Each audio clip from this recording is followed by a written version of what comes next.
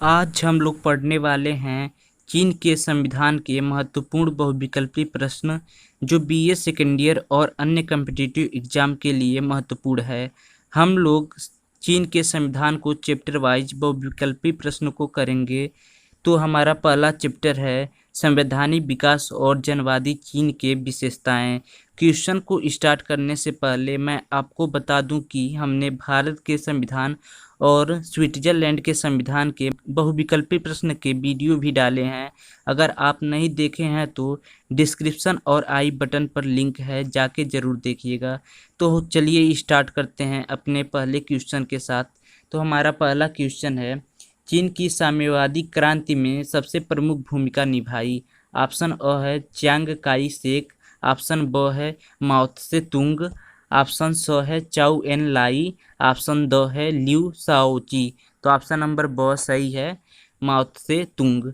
तो माओ त्से तुंग ने चीन की साम्यवादी क्रांति में सबसे प्रमुख भूमिका निभाई थी। तो चलिए बढ़ते हैं अगले क्वेश्चन की तरफ। तो हमारा अगला क्वेश्चन है क्वेश्चन नंबर 2, चीन के वर्तमान संविधान में है। ऑप्शन अ है 138 अनुच्छेद जो 4 अध्यायों में विभाजित है, ऑप्शन ब है 124 अनुच्छेद जो 4 अध्यायों में विभाजित है, ऑप्शन स है 144 अनुच्छेद जो 4 अध्यायों में विभाजित है, ऑप्शन द है 158 अनुच्छेद जो 4 अध्यायों में विभाजित है।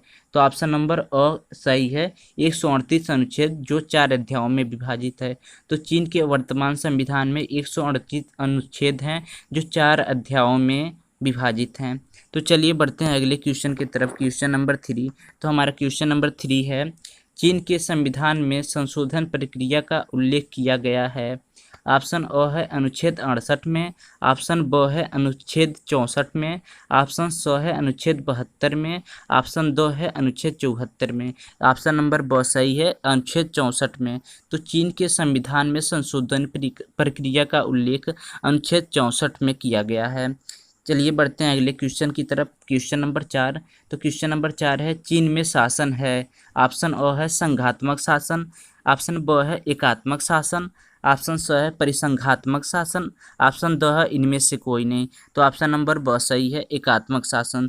तो चीन के संविधान में एकात्मक शासन व्यवस्था है। चलिए बढ़ते हैं अगले क्वेश्चन की तरफ, क्वेश्चन नंबर 5। तो हमारा क्वेश्चन नंबर 5 है, जनवादी चीन में किस सिद्धांत को मान्यता दी गई है। ऑप्शन अ है शक्ति विभाजन, ऑप्शन ब है विधि का शासन, ऑप्शन स है लोकतांत्रिक केंद्रवाद, ऑप्शन द है प्रत्यक्ष लोकतंत्र। तो ऑप्शन नंबर स सही है, लोकतांत्रिक केंद्रवाद। तो जनवादी चीन में लोकतांत्रिक केंद्रवाद सिद्धांत की मान्यता दी गई है। क्वेश्चन नंबर 6 है, साम्यवादी चीन में पहला संविधान कब लागू किया गया। तो ऑप्शन अ है 1975 ईस्वी में, ऑप्शन ब है 1954 ईस्वी में, ऑप्शन स है 1978 ईस्वी में, ऑप्शन द है 1982 ईस्वी में। तो ऑप्शन नंबर ब इज करेक्ट है, 1954 ईस्वी में साम्यवादी चीन में पहला संविधान लागू किया गया था।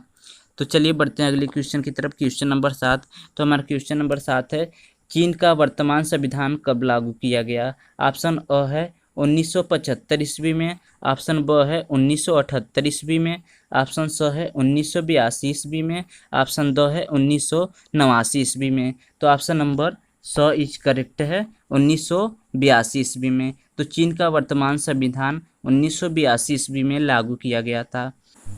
ऐसे ही इम्पोर्टेंट क्वेश्चन के साथ मिलेंगे अगले वीडियो में। तब तक के लिए thank you, take care, bye bye.